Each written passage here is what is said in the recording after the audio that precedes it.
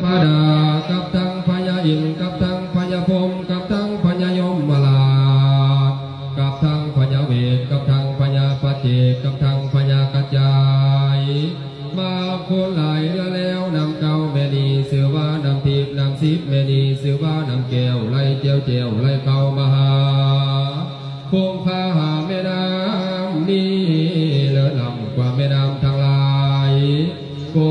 จะโพดทั้งคำเป็นและคำตายกูก็โพดในองค์สัพพัญญูจะว่าให้กูโพดพ้นโมกขลาอานนท์ตนเป็นลูกศิษย์พระตถาคตาตนเคยสนับพระเพในทิศทั้งสี่ในสมภูติเป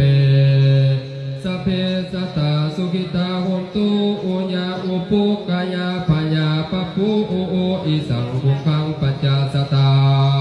อนุมาธรรมาอิสิลาสิลังมุลามุลังโอทะกังยังนามมณีสุวรรณังพุทธาภิเศษนามมณีสุวรรณังเอกิจการนังยิ่งหนักหนาให้เข้ามามีศรัทธา